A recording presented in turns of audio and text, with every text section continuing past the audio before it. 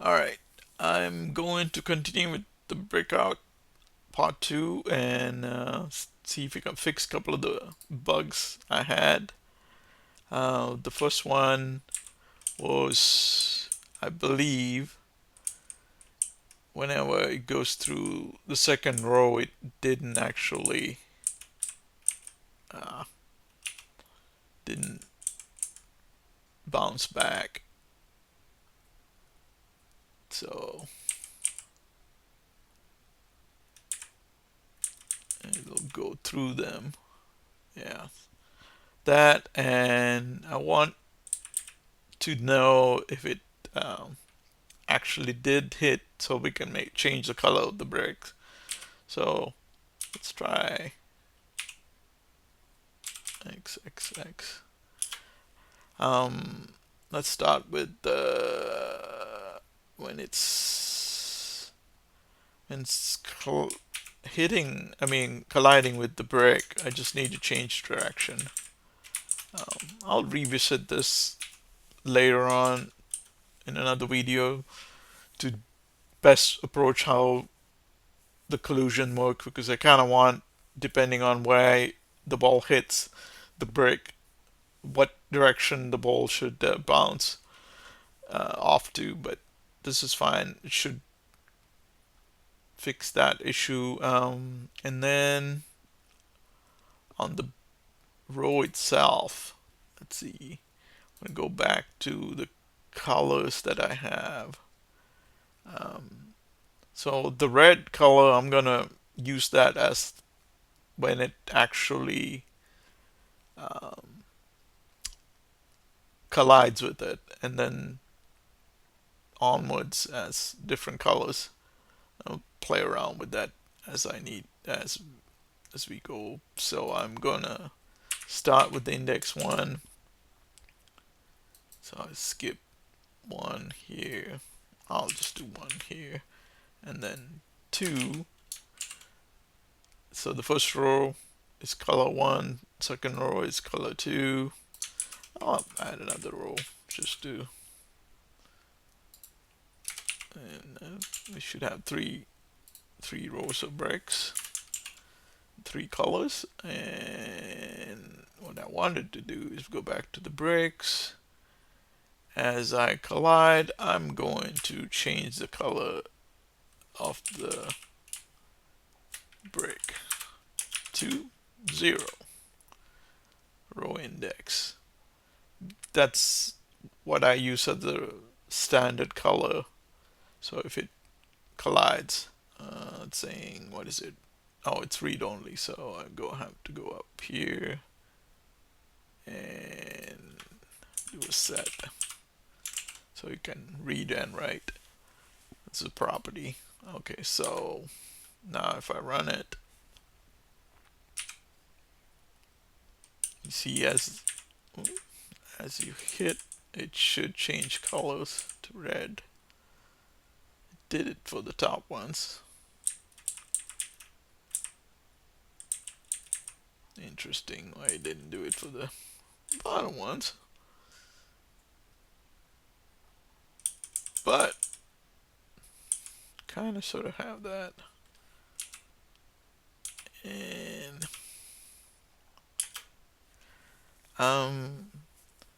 so we could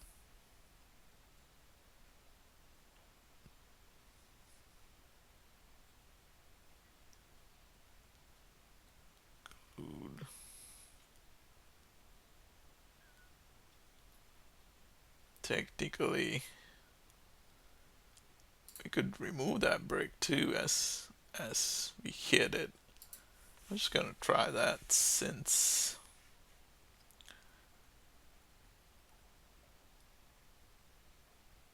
yeah, let's see.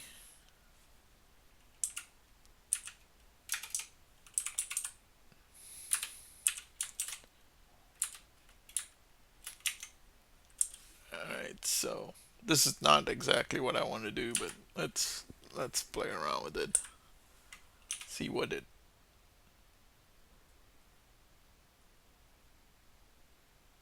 is. It removing the bricks. It's not actually removing it. Oh, it is. Alright. So, um, what we want to do is a brick clear. So,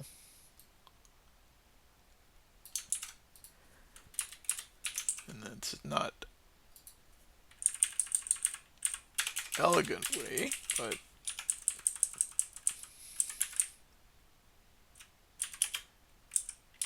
it should be no color.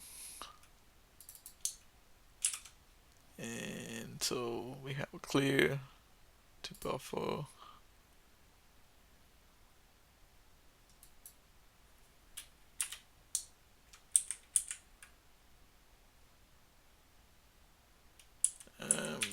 Removing it already. I do that.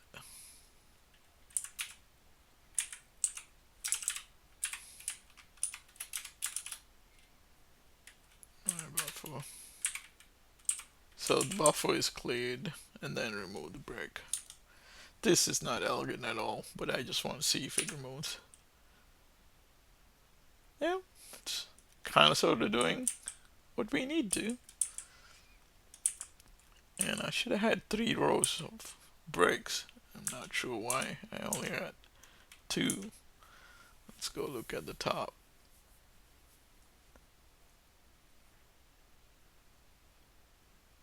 And this is hard coded, so I had 2, 5, so I had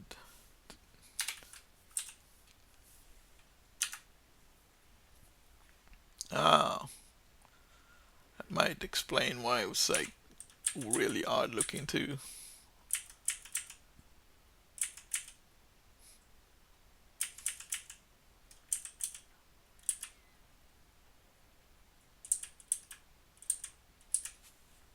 Alright, so the score is not going up, so let's add this, add to the score.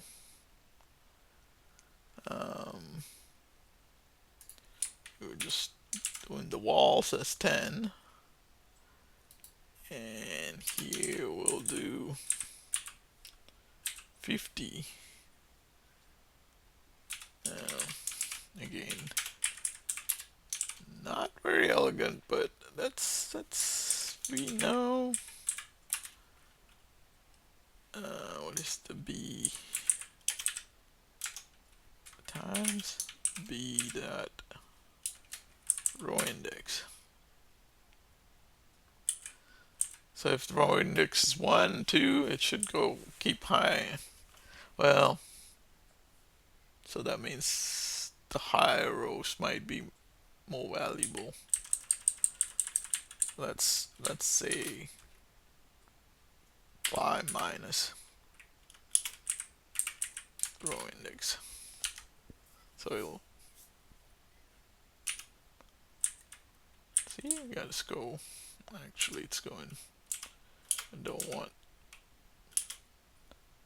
50.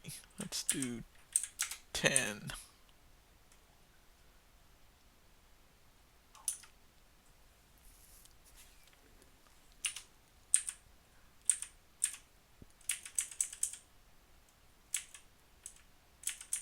There we go. Kind of working. Again, not elegant, but playable.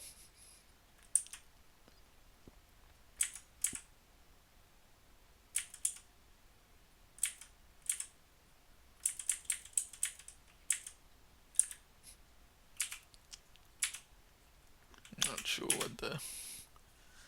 why some of the rendering is off, but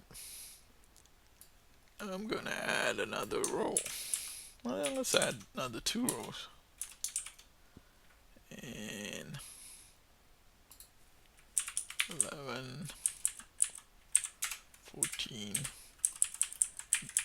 Again, it's not very elegant, just